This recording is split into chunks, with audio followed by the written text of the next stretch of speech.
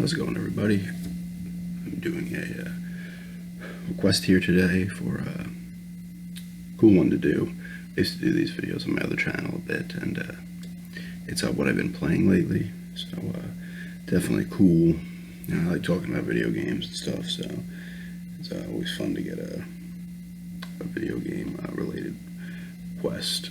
But I have 3 games here that I have been playing.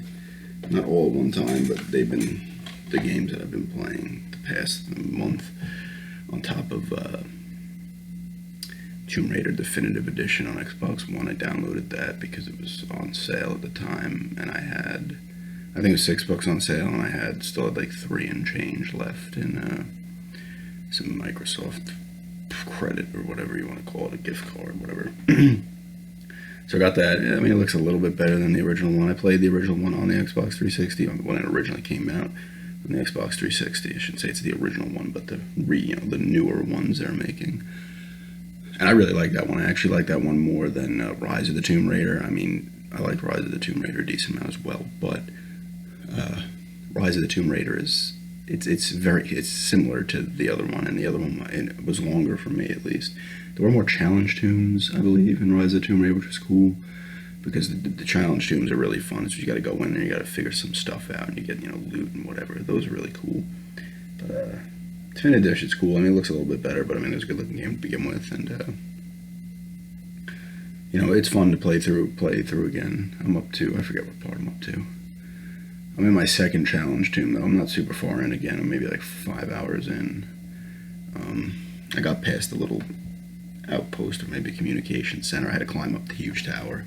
It was actually a glitch at that point when I was turning the knob for the radio signal. I was like, what is this? And then thankfully it worked the third time the way it should. But really cool game for sure. Definitely worth playing if you haven't. There's a lot of stuff to do. There's a lot of stuff to collect in each level, and you have to go back to certain areas after you get like different equipment to be able to do different stuff. But that's a really cool game. Some of the other stuff I've been playing here: Witcher 3 Wild Hunt, not Hearts of Stone. I've been playing the first expansion. I played Blood and Wine, which is incredible. This is an incredible game, period, and I suggest anybody who's into The Witcher go get the books, because the books are great. The books are what the games are based on. I guess the games chronologically take place after the last book, but I've heard like the author doesn't necessarily hate these, but it doesn't really do it for him, because I guess you're the characters and stuff. But this game's awesome regardless. Really good characters in this game. Geralt of Rivia here is great. It's cool in the books. You find out how he gets that title, Geralt of Rivia. It's cool. I was like, oh, shit, nice. It happens at the end of one of the books. It's cool. There's actually a very tiny game manual for this one, which is rare in this day and age. Hearts of Stone's cool. I had watched played the game through this before I got the Xbox One. A gameplay of the thing, and it was cool. I watch it because I'm into the Witcher stuff. So I'm still enjoying it. You got this guy is like immortal, and you're this other dude who actually pops up in the original in the base game. He pops up real early on. What's his name? What's he call himself? Oh God, I can't remember. But he's hanging out in the first like bar you go to with Vesemir, tavern, whatever they call it. And I forget his name though, but he's like, oh, I'm just, I give you stuff that's funny too. You don't know that. I didn't know then, but now it's funny because I tried to start up another playthrough, but I had stopped. I was like, oh, there he is, I forget his name though, but he made a deal. He ends up being like the spoilers here. Ends up being, he's a higher being, I guess, and he wants you to do these tasks so you can get the the main guy in the game in this expansion, I guess the main NPC, will then be able to give back on what he owes this guy. I can't remember his name. I feel like looking it up on the iPad right now. I hate when I forget. I can't remember the other dude's name either. But it's cool though. You got to do these crazy things. Like the first one is you've got to like find I know you have to. I think I'm doing that now. You have to let the guy's brother's ghost like possess you so you can hang out. Someone from what's her name? She was in the original Witcher game.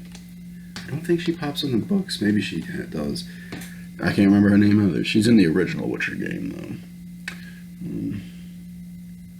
I can remember Dandelion and then Geralt and stuff like that, and then the other people from the books. But for some reason, everybody's name is escaping me now. But it's cool. It's still cool. It's part of the Witcher universe. Blood and Wine introduced a whole new area, which is a different area. It's kind of like, I guess, the French. They would be they pretty much have like French accents in that one.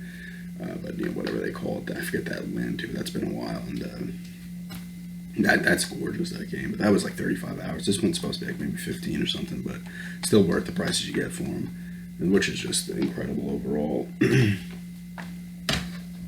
But it's fun.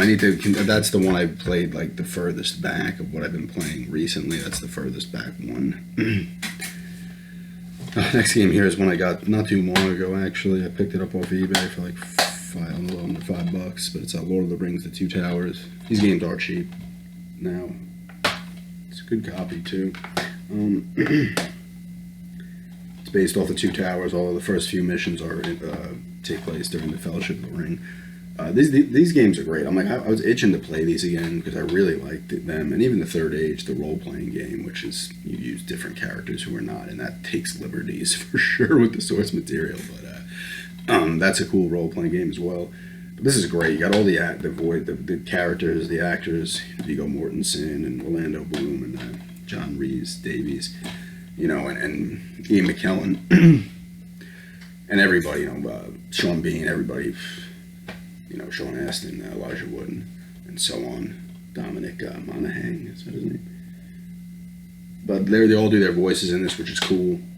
And these are great because you're just playing through the movie. Like, it's cool. It's a hack and slash. You upgrade your guys. You get little. When you beat stuff, it's actually fairly hard too. When you upgrade your dudes, you get different abilities and stuff, and you get your health to go up further, and you get this a few secret missions, and you can unlock like interviews with the cast and stuff until they talk about the voice acting and whatnot. But it's cool though. It's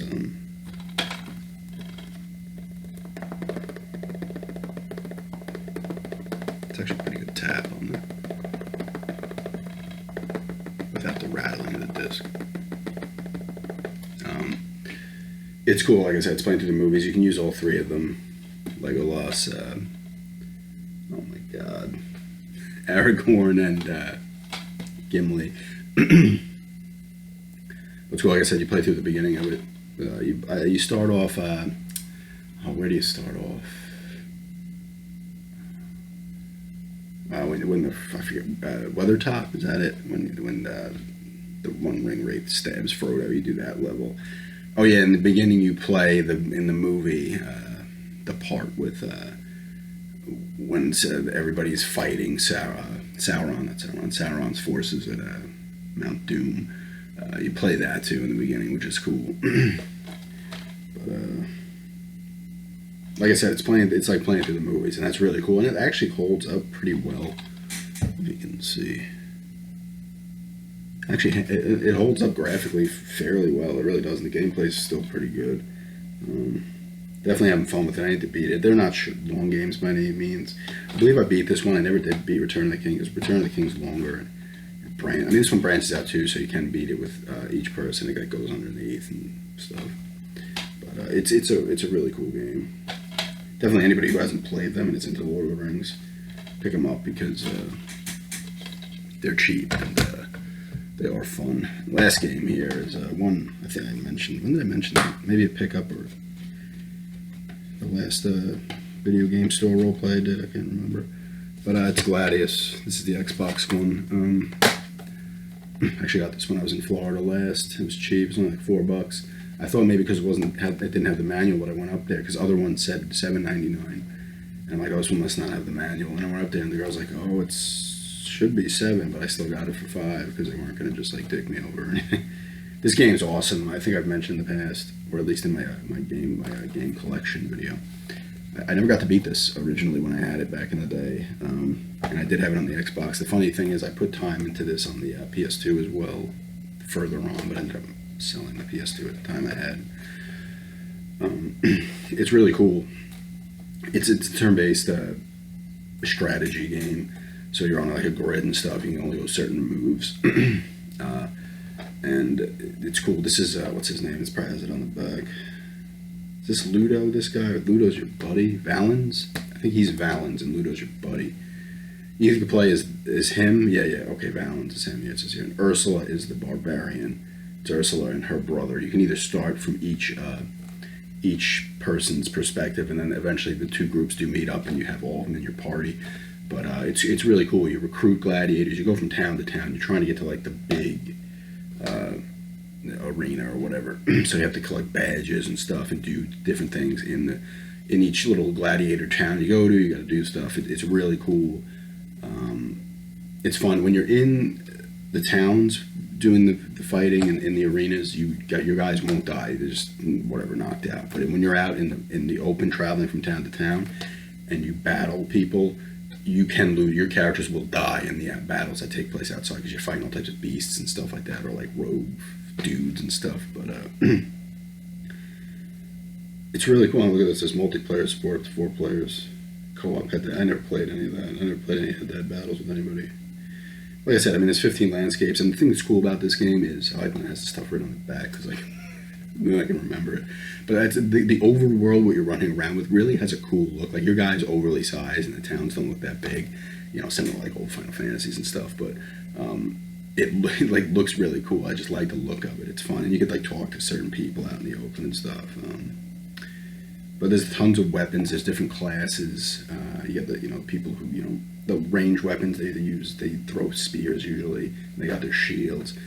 You have the heavy people, who got bigger shields, and they usually carry like axes. They can only use specific things too when you upgrade your weapons or you buy new weapons. And they have the affinity god, so you do have some magical abilities that you can use. There's is there mages? There's somebody similar to a mage. I can't remember what they're called. I think. In this playthrough so far, I actually stopped playing it a few weeks ago. I need to actually start playing it again. Yeah, you can train them and stuff, and it's just really cool. You can boot certain ones if you want.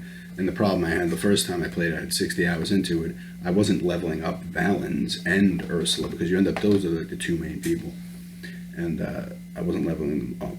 And I got to a point where it was, because I wanted to go for the tough characters. I wanted to build them up. And I get to a level where I needed to use both of them. And I think if one of them fell, it was over. Because there's a twist where your Valen's buddy turns on him. And I think that's the part. You're outnumbered. And I think he just used the 2 of them, actually.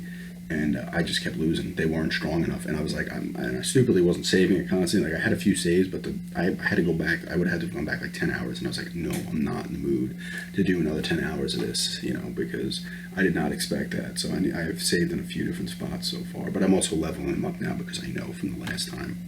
So I never got to beat it then because I eventually never went back to it and ended up selling it. But I want to beat it this time because this game's awesome. If you're into strategy games, it kind of went under the radar. They never made another one, which some ways is cool when it's just one.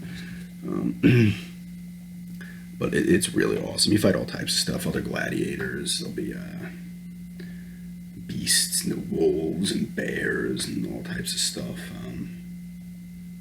It's really cool though. It's a really cool game. And you can get the high ground and certain things. When you get the high ground, certain levels will have little areas where you can go up in sections. So you get the high ground, you just start destroying everybody. Or if you're on the receiving end of that, you'll take a beating.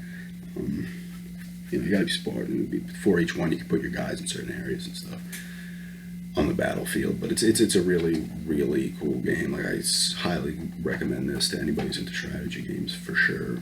That's what I've been playing so far. I actually want to get back. Maybe I'll play more of that later. Because I haven't been playing it, but then I got Lord of the Rings. I started playing that. That's what I do. I actually can't wait. My birthday's coming up, and my girlfriend's supposed to get me one of the Retron 3 that plays the Super Nintendo, the Genesis, and Nintendo games. And I was like, yes, because I want to get like into the Super Nintendo badly again, because that was probably my favorite system. I had it when I was a kid. I had the Genesis and the TurboGrafx 16 as well. I was an only child, so it's funny. I'm an only child, but I'm not, because I have half brother and half sisters. But I'm my mom's only child, so I can, I was getting like everything, every system I asked for, I would get. And TurboGrafx is incredible too. It's a shame I got rid of that years ago, but. Super Nintendo, I loved the Super Nintendo. The two Final Fantasies 2 and 3, which I think were 4 and 6 in Japan, but 2 and 3, UN Squadron. I mean, a lot of the games, unfortunately, are expensive now. You got to pay like $30, $40 at least for some, and it goes much higher than that. But there's some cheap ones I want. I'm hoping she gets me Indiana Jones' Greatest Adventures. I put that on my list because I never played that one back then. But I want to get Super Star Wars Empire Strikes Super Star Wars Empire Strikes Back too, because I actually still have the strategy book for that. It's like a thick book like this big that I got at EB, and that had to have been like 93 or something, or 94. But I'm looking forward to that. And I get Genesis games on as well. My friend actually still has some of his old Genesis games that I wouldn't mind borrowing, like Shinobi 3 and yes, Splatterhouse 2 too. As well, I'm always trying to get him to give it to me so I can sell it. It sells for like $60 just the game. I had the first Splatterhouse on TurboGrafx. It was a great game. But yeah, that's what I've been playing at the moment. And definitely, I'm glad I got this request, because I can, maybe I'll do ones further into the future as well, and whatnot. But yeah, for sure. That's what I've been playing. I recommend all those games if you've not checked them out, including the Tomb Raider Definitive Edition, or just the regular edition for the 360. But yeah, thanks everybody for checking this out, and have a good day.